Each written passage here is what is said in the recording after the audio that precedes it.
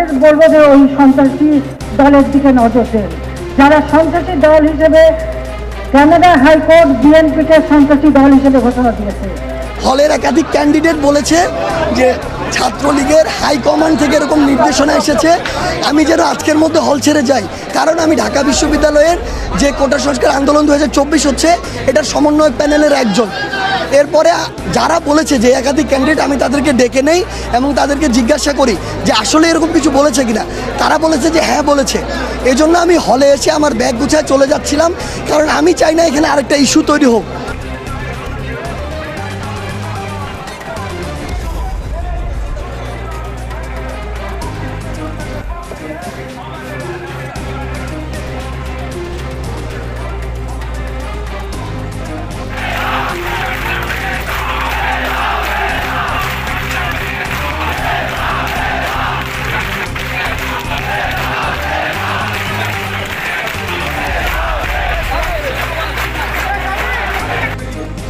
ওখানে যেন দলের ওখান থেকে যেন আসে, দেরিতে যেন না ওঠে, ঠিক আছে? সেজন্য 5 জন লাগবে, আসেন। শিক্ষার্থীরা আপনাদের অবগতির জন্য জানাচ্ছি যে মুক্তিযুদ্ধের নাতি পুতি তারা তো এই প্রজন্মের সন্তান, তাদের তো মেধা আছে, তারা তো একটা প্রতিযোগিতামূলক পরিবেশে বড় হচ্ছে, তারা প্রতিযোগিতা দিয়ে চাকরিতে ঢুকবে। তারা কেন আরেকজনের দয়ার দানে ভিক্ষার দানে তারা চাকরিতে ঢুকতে যাবে? আসসালামু আলাইকুম প্রিয় দর্শক, ফাইনালি চলে আসলাম আপডেট ও গুরুত্বপূর্ণ কিছু নিউজ নিয়ে আপনাদের মাঝে। প্রিয় দর্শক, অবশ্যই ভিডিওটি শেষ অবধি দেখবেন। দর্শক, আপনাদের কাছে ছোট্ট একটি অনুরোধ, দেশ এবং দেশের বাইরে হলে কমেন্ট বক্সে লিখে জানিয়ে দেবেন, আর চ্যানেলে নতুন হলে সাবস্ক্রাইব করে পাশে থাকা বেল বাটনটি অবশ্যই অল করে দেবেন, কারণ পরবর্তী আপডেট নিউজ সবার আগে পাওয়ার জন্য প্রিয় দর্শক আর অবশ্যই একটি লাইক। এবার কাস্টমস কমিশনারের বসুন্ধরা 9 তলা বাড়ি ও 2 ফ্ল্যাট জব্দের আদেশ। দর্শক, একটার পর একটা ঘটনা দেখেন, কাস্টমস, পুলিশ, অন্য সরকারি কর্মকর্তা এবং যে সমস্ত ডিপার্টমেন্টগুলো ধরা হচ্ছে সবগুলোই হচ্ছে তারা মানে সেই সুবিধাটা আছে পাবলিকের কাছ থেকে টাকা নানাভাবে ভাগ বটরা করা, আদায় করা, সেই ক্ষমতাগুলো আছে। সেটা পুলিশের আছে, কাস্টমসের আছে, এনবিআরের আছে, এবং সেই জায়গাগুলোতেই এখন হাত পড়ছে বা যেই অভিযোগগুলো আছে সেই অভিযোগগুলো নিয়ে এখন কাজ শুরু করেছে Dudok. Customs valuation and internal audit বিভাগের কমিশনার মোহাম্মদ এনামুল হকের ঢাকার বসুন্ধরায় একটি 9 তলা বাড়ি ও রাজধানীতে থাকা 2টি ফ্ল্যাট ও 3টি বাণিজ্যিক স্পেস জব্দ করার আদেশ দিয়েছেন আদালত। দুর্নীতি দমন কমিশনের আবেদনের শুনানি নিয়ে ঢাকা মহানগরের জ্যেষ্ঠ বিশেষ জজ মোহাম্মদ আসামস জগলুল হোসেন বৃহস্পতিবার এই আদেশ দেন। প্রথম আলোকে এই তথ্য নিশ্চিত করেছেন মীর আহমেদ আলী সালাম, দুদকের পাবলিক প্রসিকিউটর। দুদক ও আদালত সূত্র বলছে, কাস্টমস কমিশনার মোহাম্মদ এনামুলের বিরুদ্ধে 9 কোটি 76 লাখ টাকার অবৈধ সম্পদ অর্জনের অভিযোগে গত বছরের 31 জুলাই মামলা করে দুদক। আজ মোহাম্মদ এনামুল হকের ঢাকার বসুন্ধরার জি ব্লকে 9 তলা বাড়ি, বনানী ও কাকরাইলে 2টি ফ্ল্যাট, মোহাম্মদপুর সহ ঢাকায় 3টি বাণিজ্যিক স্পেস ও গুলশানে কার পার্কিং এর জায়গা জব্দ করার আবেদন করা হয়। শুনানি নিয়ে আদালত সেই আবেদন মঞ্জুর করেন। এর বাইরে এনামুল হকের গাজীপুর ও বাড্ডায় জমি জব্দের আদেশ দিয়েছেন আদালত। দেখেন, এনবিআর যখন আসছে তখন কি পরিমাণ তাদের কাছ থেকে সম্পদ পাওয়া যাচ্ছে, টাকা বলেন বা সম্পদ। কারণ হলো এটা খুব গুরুত্বপূর্ণ একটা আইয়ে যে ব্যবসা প্রতিষ্ঠানগুলো এই এনবিআর এর সাথে কানেক্টেড, তাদের কাছ থেকে ট্যাক্স আদায় করা। এখন এই ট্যাক্সটা তো আদায় করা হচ্ছে না, না আদায় করে আগে ভাগ বটারা হচ্ছে যে কত টাকা দেওয়া হবে, তার বিনিময়ে তাকে কি সুবিধা দেবে, এই সমস্ত নানান ফাঁক ফোকর দিয়ে ব্যবসা প্রতিষ্ঠানগুলো যথাযথ গভর্নমেন্টকে ট্যাক্স দিচ্ছে না। ট্যাক্স না দিয়ে এই যে রাজস্ব ফাঁকি, সেই ফাঁকি দেওয়ার টাকাটা তারা ভাগ বটারা করে নিচ্ছে। এভাবেই কিন্তু দিনে দিনে কিন্তু মানে বহু কাস্টমস কর্মকর্তা প্রচুর সম্পত্তির মালিক হয়েছে, অসৎ ব্যবসায়ী তৈরি হচ্ছে এর মধ্য দিয়ে, এবং সরকার, রাষ্ট্র, জনগণ বঞ্চিত হচ্ছে এর মধ্য দিয়ে। এর আগে জাতীয় রাজস্ব বোর্ডের সদস্য মোহাম্মদ মতিউর রহমান ও তার স্ত্রী সন্তানদের নামে থাকা 866 শতক জমি ও ঢাকার 4টি ফ্ল্যাট জব্দের আদেশ দিয়েছেন আদালত। এছাড়া সম্প্রতি এনবিআর এর প্রথম সচিব কাজী আবু মাহমুদ ফয়সাল ও তার পরিবারের সদস্যদের সম্পদ জব্দের আদেশ দিয়েছেন আদালত। এটা আবার খুবই অদ্ভুত ব্যাপার। একদিকে দুদক মামলা করছে, সম্পদ জব্দের আদেশ দিচ্ছে, অন্যদিকে প্রশাসন আবার কিন্তু তাদেরকে কিন্তু সাসপেন্ড করছে না বা ওএসডি করছে না, তাদেরকে এক জায়গা থেকে আরেক জায়গায় বদলি করছে। এটা নিয়েও কিন্তু গণমাধ্যমের সমালোচনা হচ্ছে যে এই ধরনের কাজে যেখানে সাসপেন্ড হয়ে যাওয়ার কথা, ওএসডি হয়ে যাওয়ার কথা, সেখানে তারা বদলি হচ্ছে। মতিউর রহমানের ক্ষেত্রেও তাই, তিনি বদলি হয়েছেন কিন্তু সাসপেন্ড হননি।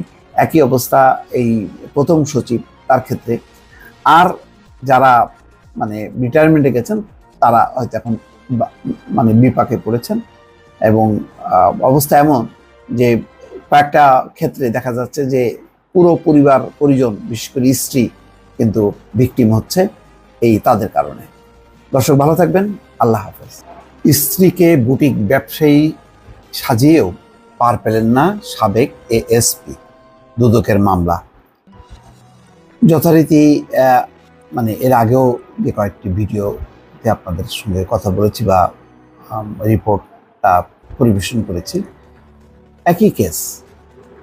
সরকারি কর্মকর্তা, সেই সিভিল অথবা পুলিশ যেই হোক না কেন, দেখা যাচ্ছে যে তাদের স্ত্রীরা হচ্ছে ব্যবসায়ী, স্ত্রীরা ধনী, তারা হচ্ছে চাকরি করেছেন এমন একটা ভাব। কিন্তু এটি তো আসলে টেকানো খুব মুশকিল, মানে ফ্যাব্রিকেটেড জিনিস। আপনি মৎস্য ব্যবসায়ী সাজান, তাকে জমি ব্যবসায়ী সাজান, বুটিক ব্যবসায়ী সাজান, যাই করেন না কেন, শেষ পর্যন্ত তদন্ত করলে কিন্তু ঠিকই ধরা পড়ে।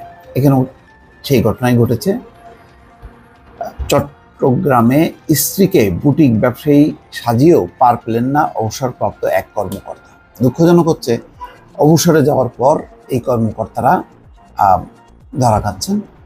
যখন তাদের সত্যি সত্যি অবসর এবং বিশ্রাম নেওয়ার সময়, এখন তারা আইনি ঝামেলা বা জটিলতা মোকাবেলা করতে হচ্ছে তাদেরকে। স্ত্রীর ব্যবসার টাকায় নগরের খুলশীতে 4 তলা বাড়ি করেছেন দাবি করলেও স্ত্রীর ব্যবসার কোনো অস্তিত্ব পাওয়া যায়নি। দুদক বলছে, পুলিশের চাকরিতে থাকার সময় অসৎ উপায়ে অর্জিত অর্থ দিয়ে বাড়িটি করেছেন ওই পুলিশ কর্মকর্তা। সাবেক ওই পুলিশ কর্মকর্তার নাম আবুল হাশেম, ইন্ডাস্ট্রিয়াল পুলিশ চট্টগ্রামের সহকারী পরিচালক ছিলেন তিনি। আবুল হাশেম ও তার স্ত্রী তাহেরিনা বেগমের বিরুদ্ধে দুদক আজ বৃহস্পতিবার দুপুরে পৃথক 2টি মামলা করেছে। দুদক চট্টগ্রামের উপপরিচালক আতিকুল আলম জানান, সাবেক পুলিশ কর্মকর্তা আবুল হাশেম ও তার স্ত্রীর বিরুদ্ধে পৃথক 2টি মামলা হয়েছে। 4,45,000 টাকার সম্পদের তথ্য গোপন এবং 18,60,000 টাকার অবৈধ সম্পদ অর্জনের অভিযোগে আবুল হাশেমের বিরুদ্ধে একটি মামলা হয়েছে। তার আরেক মামলায় আবুল হাশেম ও তার স্ত্রী তাহেরিনা বেগমকে আসামি করা হয়েছে।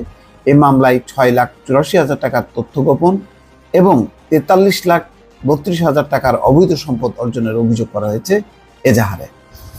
দুদক চট্টগ্রামের সহকারী পরিচালক মুসাব্বির আহমেদ বাদী হয়ে মামলা 2টি করেন। প্রথম আলোকে বলছেন, প্রাথমিকভাবে পাওয়া এই সম্পদের বাইরে আর কোনো সম্পদ আছে কিনা তদন্তে তা বেরিয়ে আসবে।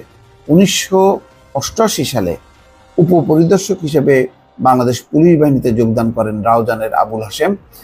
2022 সালে সহকারী পুলিশ সুপার পদে থাকাকালে তিনি চাকরি থেকে অবসরে যান। দুদক সূত্র বলছে, চাকরি জীবনে ঘুষ অনিয়মের অভিযোগ ওঠায় 2018 সালে আবুল হাশেম ও তার স্ত্রীর সম্পদ বিবরণী দাখিলের নির্দেশ দেয় দুদক। পরে তারা সম্পদ বিবরণী জমা দেন। বিবরণী যাচাই বাছাই করে দুদক দুজনের বিরুদ্ধে প্রায় 11 লাখ টাকার সম্পদের তথ্য গোপন এবং 22 লাখ টাকার অবৈধ সম্পদ অর্জনের তথ্য পায়। দর্শক, এই হচ্ছে অবস্থা। এখানে বলা হচ্ছে যে সাবেক পুলিশ কর্মকর্তা আবুল হাশেম 2015 সালে নগরীর খুলশীর রূপসী হাউজিং সোসাইটির এলাকায় 4 তলা বাড়ি নির্মাণ করেন। ওই সময় তার স্ত্রীর কোনো আয় ছিল না।